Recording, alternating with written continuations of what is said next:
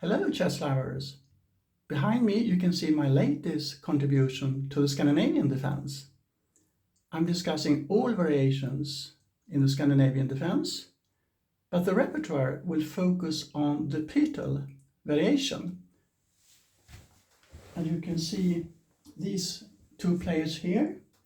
To the left we have the Polish international master Krzysztof Petel, and to the right his wife Bożena Petel, Polish woman international master. She was actually the first person who played the variation I'm going to discuss, the Pytel Variation. And she played 3 Queen d6 in 2 games in Poland 1975.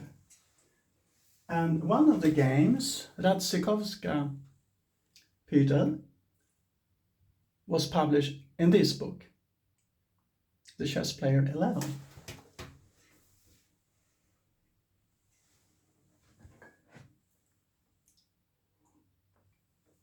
So I'm going to show you some variations and discuss what is the true meaning with the Scandinavian Defence. So, after the most common move, e4, black replies with the ultra-sharp d5. This is the Scandinavian Defence. And in practice, white is forced to take this pawn.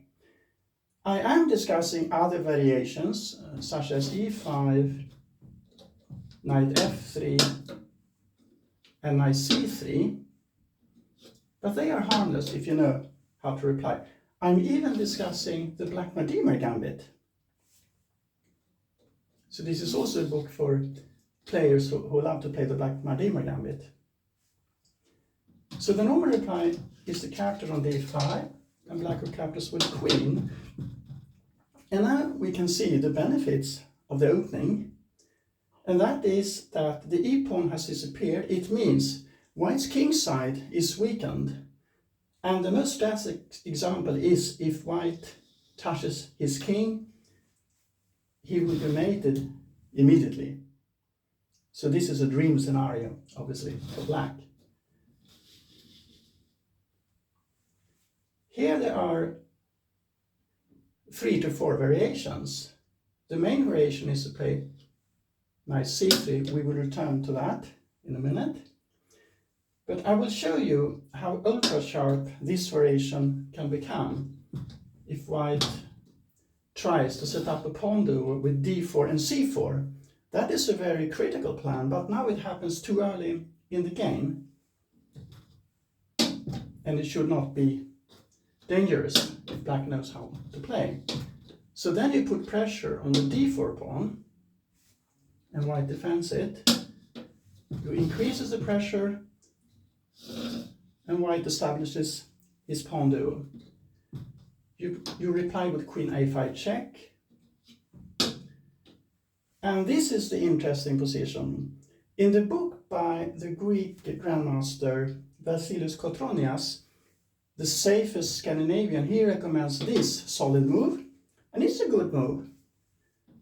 But my idea is that you should play queen a6. Objectively speaking, it is just as good, but you put much more pressure on your opponent. For example, the main variation goes c5, threatening the queen. You take on f3 because the bishop on e2 is pinned. So white has to take with the g-pawn. And then you play this move, b5. And as you can see here, you have extremely strong pressure on the center. So white takes en passant, and the pressure increases. So this is a very interesting position with mutual chances.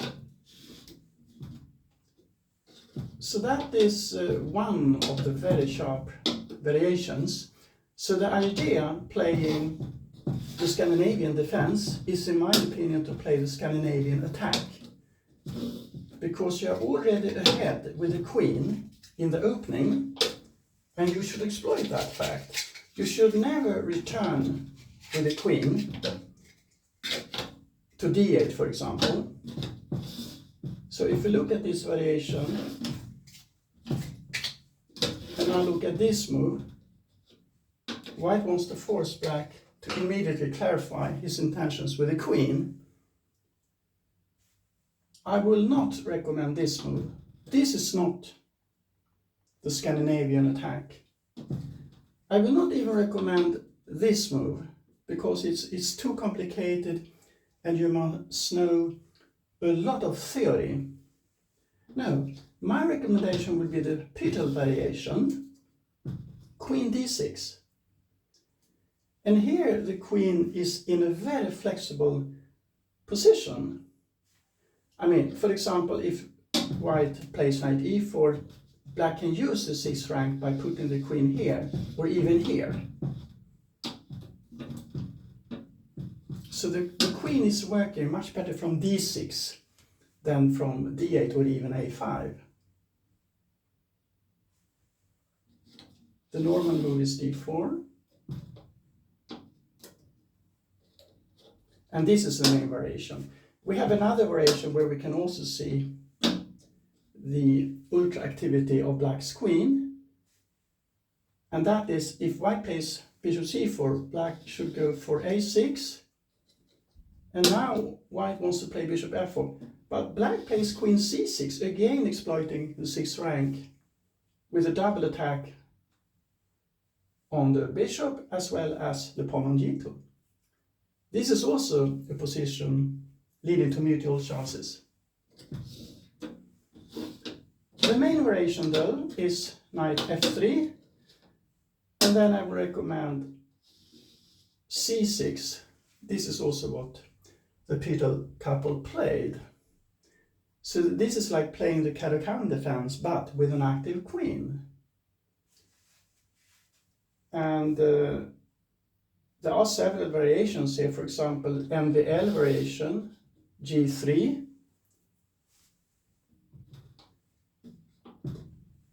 And then, for example, if white go here, you can go here.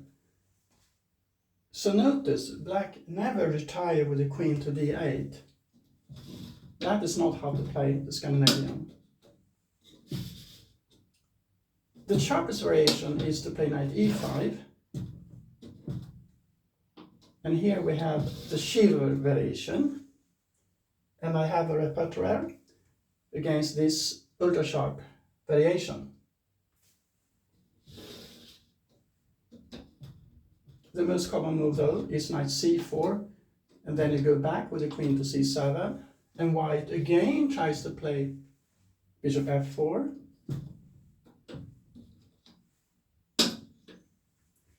And also here you don't go to d8, you go to d7, using the control of the diagonal c8 to h3. So in some variations you can put the queen on g4. So this is one of the main positions in the Pytel Variation, and it was analyzed extensively by Sinzerashvili and Rykba in 2009. I played this variation. I started to play it. I remember it was in a Grandmaster tournament against Bengt Lindberg, international master, and he was expecting me to play the Kotrc Defence, and I remember he looked a little bit depressed when I moved d5 because he was not prepared for it. The game eventually ended in a draw, but I was a tiny better the whole game. So I had a good start with the Scandinavian Defence. I also played it in the European Cup for teams several times against very strong players, even 2600 players. So I have tested this opening on high level, and I strongly believe this is even an opening for the future. So my recommendation is that you can read this book in two ways. I mean, if you're completely new, I recommend you just play through the model games. because then you get a holistic view of the opening as well as a historical view. You essentially get an overview of all variations that has been played, but the modern games are limited, so you just play them through and read the comments. And the second approach, especially if you're on high level, is that you concentrate on the repertoire, the Pytel Variation with 3 Queen D6. And this book was finished this year, so it contains all recent information. I have checked all books about the Scandinavian Defence, as well as all variations have been thoroughly computer checked. And in my view, this is a completely playable opening, and it's not as demanding to learn as many other openings. So it is a very practical opening to play. It looks very thick, this book, so you should not read it from first page to last page. You can see it as a dictionary, and you read the parts you are interested in. For example, part 1, early deviations.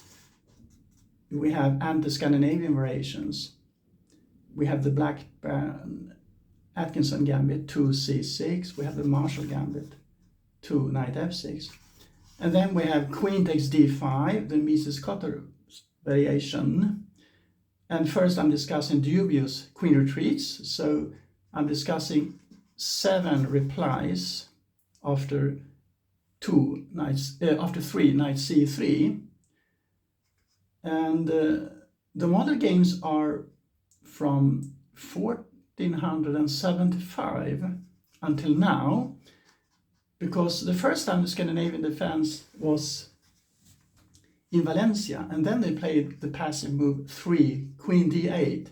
So that's the reason it's called the Valencia Variation. Then I'm discussing Queen A5. But the last part is about the repertoire featuring 3 Queen D6, the Pytel Variation. It also contains the Bronstein Variation when you play 5 A6 instead of 5 C6. Yeah, I'm discussing all variations, even the Sebe variation when you play 4 G6. So I don't think I have missed any essential variation in Scandinavian Defence. You just focus on the area you are interested in. So I wish you a happy journey with the Scandinavian Defence Revisited.